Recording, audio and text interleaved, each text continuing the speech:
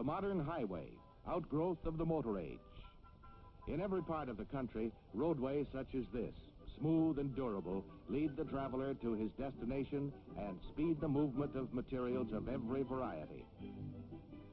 Rolling along over the long, straight stretches, often flanked by eye-filling scenery or rounding graceful curves, the traveler seldom thinks of the engineering skill and construction technique utilized in these ribbons of concrete and steel that make possible the miracle of modern transportation.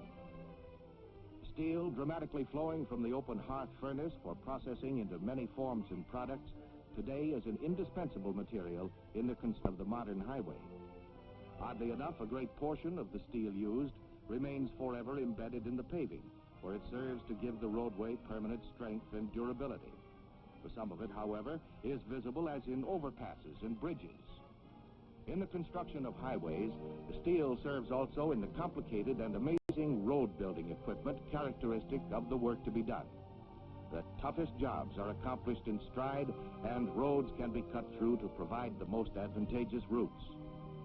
In the old horse and buggy days, the course of a road was frequently dictated by the location of a bridge. This was the era of the covered bridge, picturesque and substantial, but today a symbol of the past. As the automobile brought higher speeds of travel and more traffic, the type of bridge was gradually changed to meet the new conditions. Through the use of steel, rivers are now spanned without deviation from the prescribed course. Modern bridges, designed with an eye to beauty as well as strength, are a part of the highway. Early concrete roads were simply cast slabs without inner reinforcing, but the traffic soon became too heavy for this type of roadbed. The lesson was learned that highways, like other types of construction, can only be as strong as the materials used in building them. Steel has the needed strength and adaptability, and the steel industry has developed through research many different products for use in highway construction. The steel for such products first appears in the solid state in the form of ingots. Here's a 6-ton ingot starting on its way to be rolled into a wide flange structural shape. Cast in conventional form from molten steel out of the open hearth furnace, the ingot is reheated in a soaking pit furnace to a temperature of about 2200 degrees Fahrenheit when it is ready for rolling in what is known as a blooming mill. At this temperature, the form of the ingot is readily changed by passing it through the rolls, which exert pressure on it. Each time the ingot passes through the mill, the rolls are brought closer together. Thus, each pass reduces the cross-section and increases the length proportionately.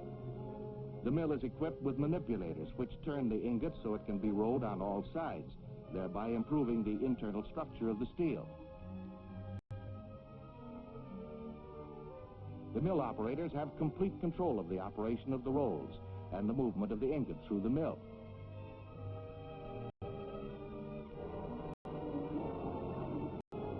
After the steel has been passed back and forth between the roll a number of times, the rough form of the eventual cross-section begins to be apparent. The steel is at a temperature high enough to permit rolling in subsequent mills without reheating. After being rolled down in the blooming mill, and before it is passed on to the next operation, the ends are cut back to sound metal.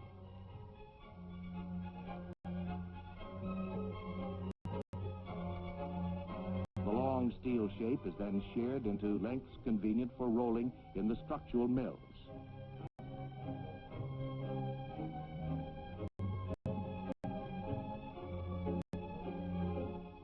Each of these lengths is passed back and forth through the various roll stands which constitute these mills.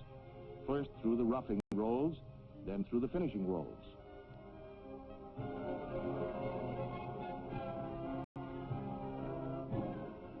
As in the blooming mill, each pass results in a reduction in size and an increase in length.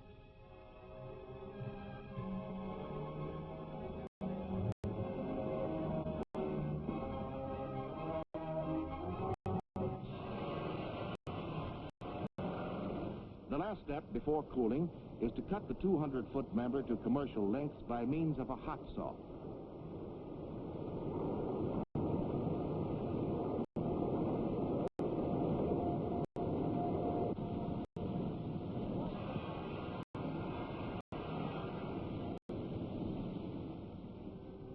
The rolling process has been completed, from ingot to finished product, in about 10 minutes. Many types of rolling mills, differing in size, though similar in character, are used to turn out a wide range of steel products for highways. For the demands of the road builder for these products are as varied as the terrain upon which he must construct your highways.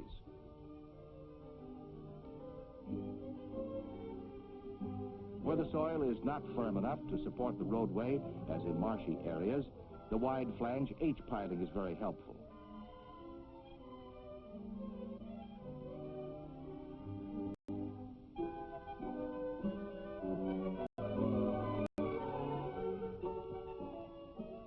These long steel sections are driven down through the soft earth till they rest on the bedrock many feet below. Other steel members, including the reinforcing steel, can then be joined by welding or otherwise to the top ends of the piling. And the whole thing will be as solid as if the roadway were built right on the bedrock itself. Another form of piling, steel sheet piling, is manufactured in a variety of cross sections and plays an important part in the construction of a modern highway. This versatile material is also used for permanent retaining walls and to give extra strength to structures such as bridge abutments. When it is necessary to construct a concrete pier in the bottom of a river, a temporary cofferdam of sheet piling is called for to hold back the water. Steel sheet piling is the ideal material for this purpose.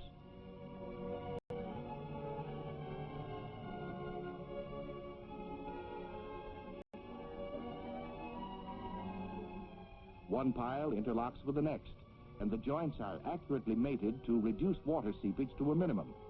It can be easily driven and often can be withdrawn and used again. With the temporary cofferdam in place, construction proceeds within its protecting steel walls. Where your highway must cross the larger bodies of water, steel really comes into prominence. Here, where a main highway spans the Susquehanna River at a point where it is about a mile wide, we find an example of what the steel industry means to this great business of highway construction. Actually, construction of a highway bridge starts almost as soon as the site is selected. It has to, because there's a tremendous amount of design and engineering work to be done. The topography largely determines the type of bridge to be used.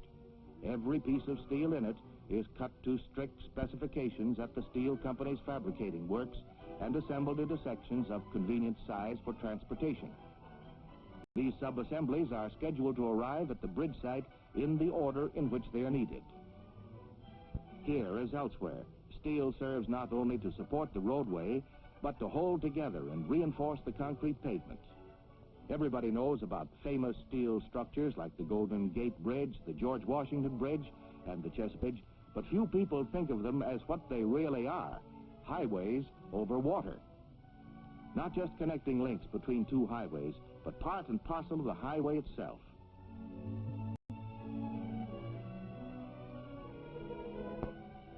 From the standpoint of actual mileage, of course, most of a highway is built on the ground. And even in the first steps of construction, steel enters the road building picture. Road building today is no pick and shovel operation. For yesterday, the roads more or less followed the contour of the land. Today, the shape of the land must be made to conform to the plan for the highway. Ridges must be cut away and gullies filled in. Steadily, over the years, the jobs have become bigger and tougher. And to meet the challenge, heavier and more specialized steel road building machines have been developed. One such machine is the drag scraper. It scoops the dirt off the high spots, carries it along, and deposits it in the hollows in one operation. Power shovels of many standard and special types dig away the earth and expose rock formations. These obstructions were spotted previously by the surveyors and now must be removed to bring the highway to the established grade. With modern equipment, it's more economical to blast them out of the way than to go around them. Air-powered drilling machinery bores into the rock, making holes for dynamite. The drill itself is hollow, and the blast of air forced down through the center blows the rock dust out of the hole. It's a faster operation than the old way and gives a truer hole for the explosive. After the required number of holes have been drilled in the layer of the rock, The dynamite is carefully tamped into place. And when the area is cleared,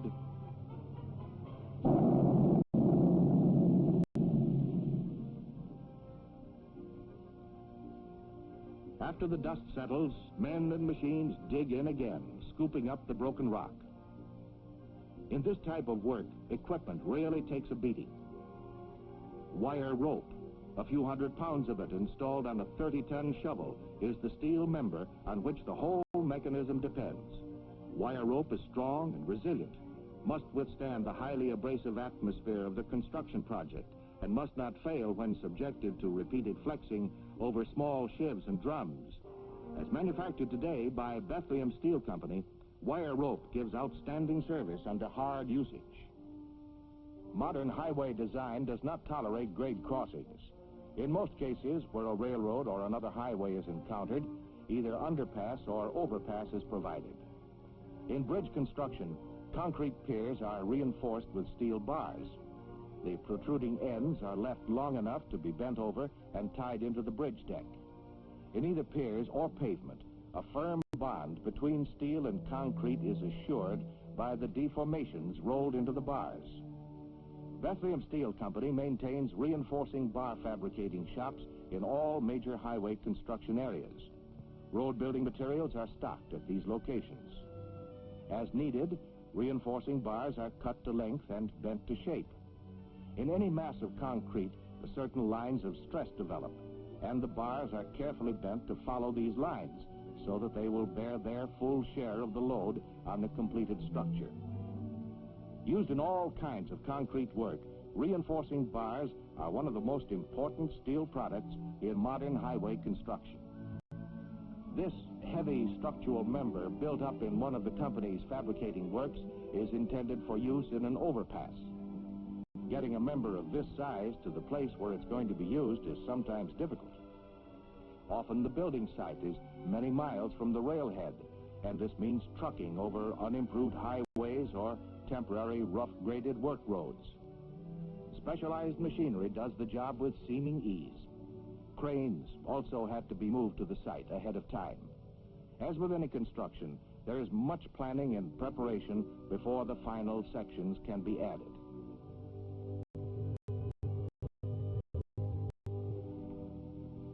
When the piers are ready, the cranes are there, and the lift is made. With precision and complete assurance, the girder is carefully set into place. It's 100 feet long and weighs somewhat over 30 tons, yet handling it is all in the day's work to the modern road building crew.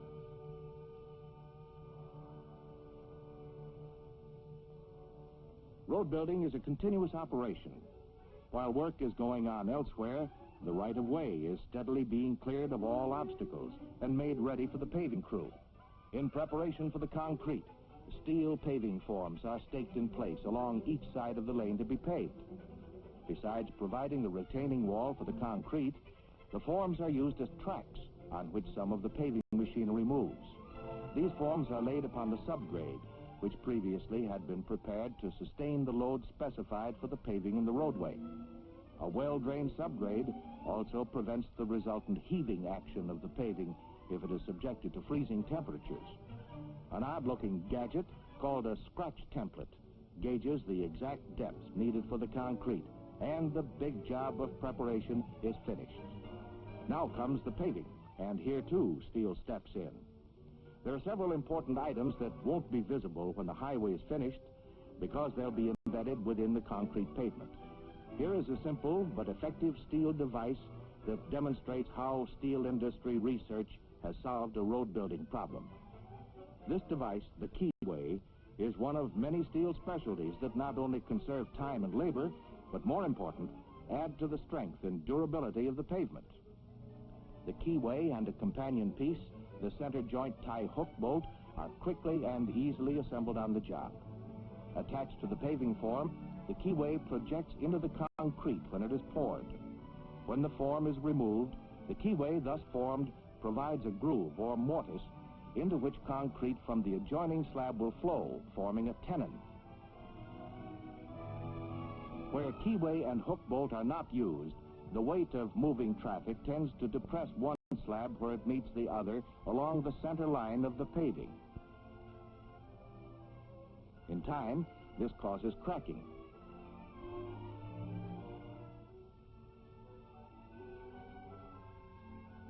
So, by using the keyway and enclosing the hook bolt in the concrete, an interlock is created, and the two slabs are tied together, sharing the load.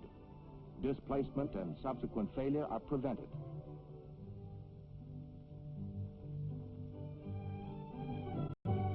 After the paving form is removed, the hook bolt that will anchor the adjoining slab is simply threaded into the embedded sleeve nut. Another important aid to good road building is the Bethlehem dowel unit. Whenever concrete is poured in a continuous operation, a means must be provided to control the cracking that may occur because of stresses induced by heavy loads and temperature changes. Otherwise, there's no telling where the cracks will appear. That is why there are joints provided between sections of the concrete. Any cracks that occur will then be where they are wanted, that is, where the dowel units are placed. When the steel dowel unit is not used, the natural cracking of the concrete is uncontrolled. Temperature changes increase the cracking, destroying the overall strength of the concrete. Because the slabs are not tied together, the pressure of heavy traffic causes them to sink down into the subgrade. And when water seeps down through the widened crack, pumping begins.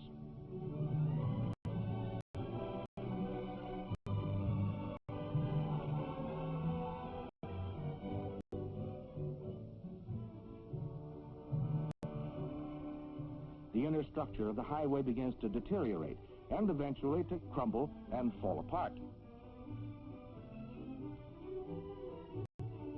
When the steel dowel unit is used, the faulting is controlled and held to a minimum. Also, pumping is prevented, thereby preserving the integrity of the subgrade. The concrete stays strong and firmly in place. The dowels hold the slabs in line under temperature changes and also provide a means of transferring the weight of heavy traffic from one slab to the other. Dowel units are economical to ship by rail or truck. They nest easily, and because they are light and compact, they can be assembled either right on the job just ahead of the pavers, or if more convenient, at the contractor's stockpile. The steel plate fits snugly, and the oblique slots keep it from floating in the wet concrete. Used in this combination, the unit becomes a contraction joint. Another important use of the dowel unit is in an expansion joint. Concrete naturally expands and contracts with changes in temperature. Also, solid material sometimes gets down into the joints and takes up space. In time, if nothing is done about it, the slabs will buckle. By inserting a cork or a fiber filler instead of the steel plate, a means is provided to absorb the pressure, and the highway remains intact.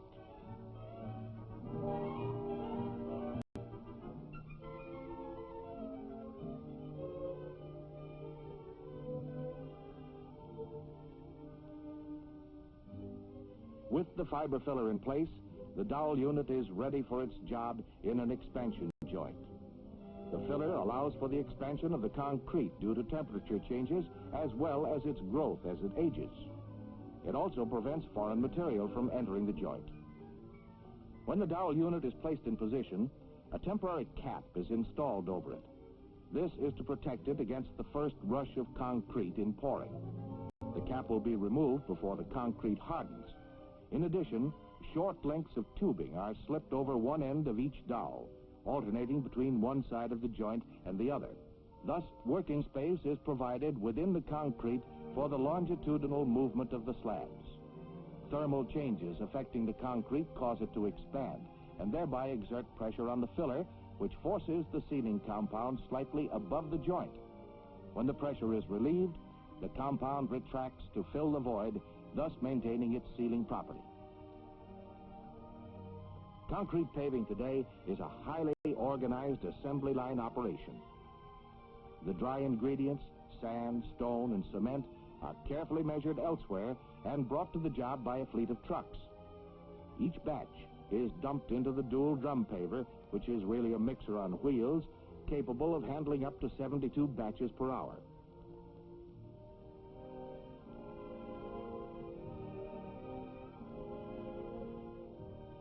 On single-lane paving, the teamwork of men and machines up to an average of 3,000 feet of finished paving in an 8-hour day.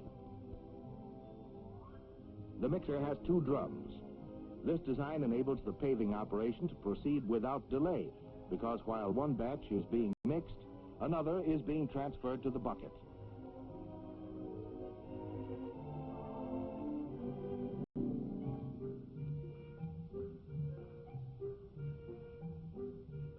The moist concrete is dumped on the roadway just ahead of the spreader.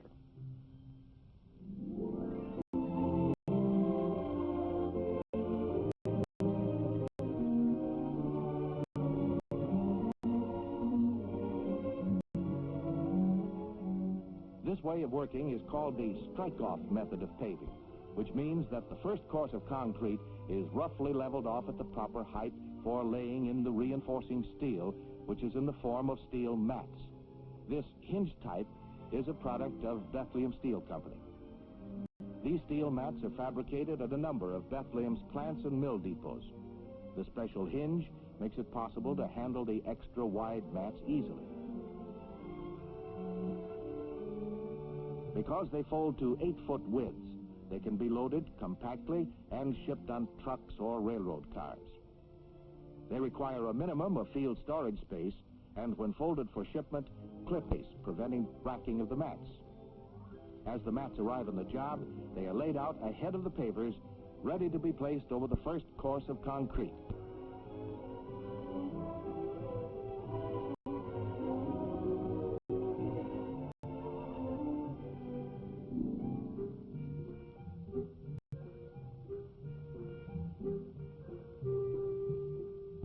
The procedure for laying the second course of concrete is the same as for the first. The same machinery is used, and all operations are repeated, except, of course, the spreader is raised to the new level. In double-lane paving, the slabs may be poured as wide as 24 feet.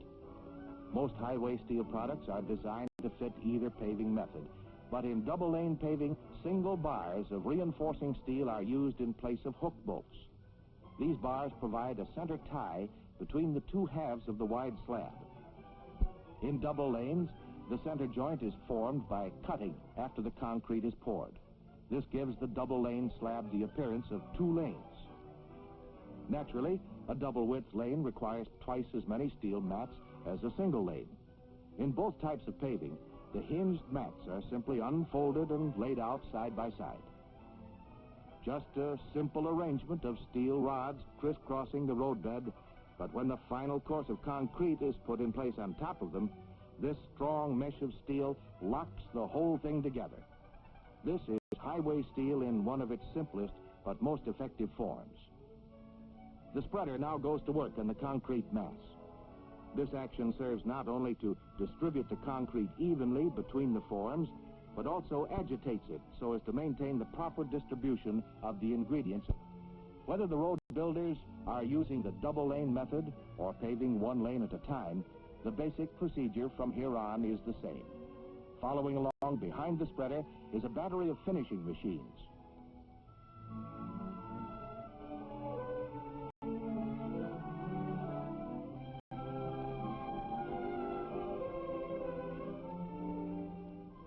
Each machine has 2 oscillating members called screeds, which scrape off the concrete at the level of the paving forms.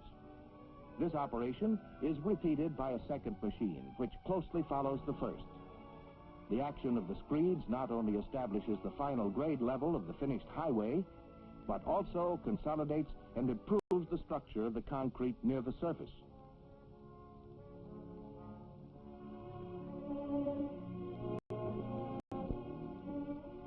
The last machine in the line is the longitudinal floater. But before this goes to work, the temporary installing caps over the dowel units are spotted and removed.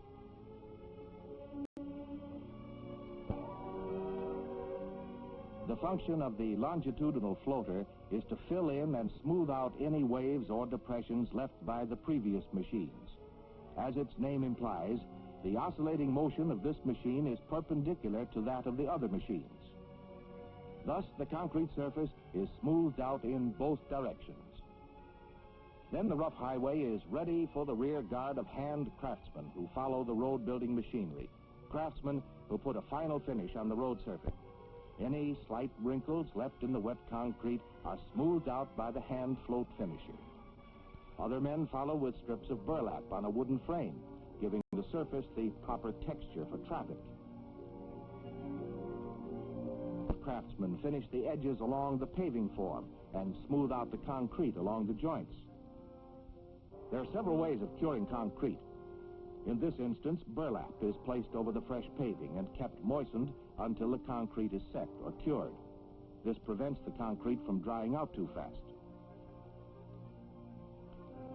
When the pavement is completely dry, the joints are sealed, which helps to prevent moisture from getting down into the subgrade and is the final step of the paving process. This section of finished highway, with its backbone of steel, will be utilized by numberless trucks and passenger cars during its lifetime. It is therefore not surprising that the same type of construction is being used in airport runways, which today need to be more durable than ever before. Planes are bigger than they used to be, they fly faster, and they carry heavier loads. Concrete has been found to best withstand the effects of impact and the terrific heat generated by fuels, such as are used in jet planes. And so the steel and steel products that make today's highways possible also serve today's airways by strengthening the airport runway. No highway is really completed until it's equipped for safety. Wherever there's a curb fill or other danger spot along the road, there is a need for protection. Safety beam guardrail is a strong and effective highway guard. The steel posts to which the beam is attached arrive on the job cut to length and properly punched. The special post-driving equipment mounted on a truck drives them to uniform depths.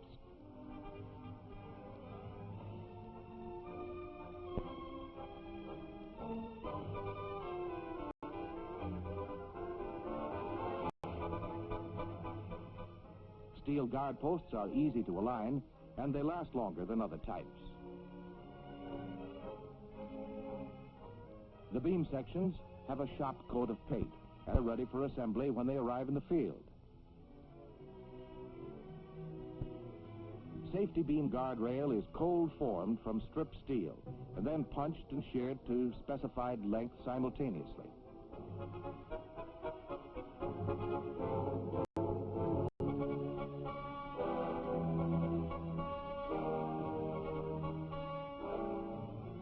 The channel construction gives it unusual strength. After they're formed and punched, the guardrails are finished by being cleaned and given their protective coat of paint.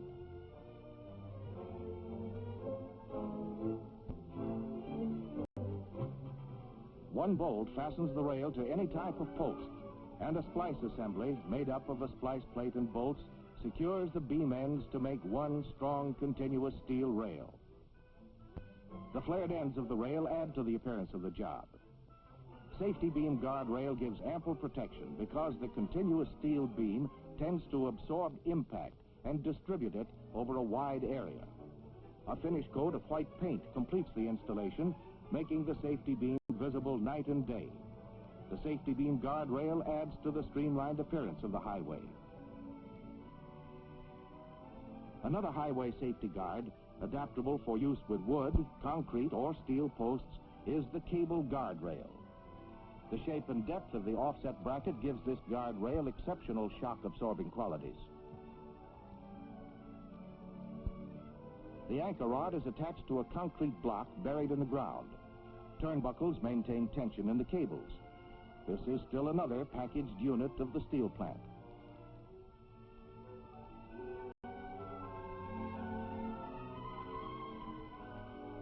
The addition of right-of-way fencing gives further protection to the motorist and to the property owner. Its hinged joint construction contributes to its flexibility, which is as well as its installation. Here is a protective web of steel hung on its supporting self-fastener post, a finishing touch of steel for the modern highway. And so your highway is completed, and steel has entered into every phase of its building. Steel equipment was used in clearing the roadbed and in pouring and smoothing the concrete. Steel buried in the paving and piers reinforces and strengthens them. Steel makes possible the necessary bridges and overpasses. Steel guardrails and fencing are protection to the traveler. In all parts of the country, highways that are so important and necessary to our civilization are being built today with steel. Highways that will serve for many years to come. They must be strong and smooth and able to carry the great caravan cars and trucks and trailers that make up present-day traffic safely to their destination. The modern highway is truly the open road, the broad, pleasant avenue leading to business and creation, and future portends in highway planning and construction.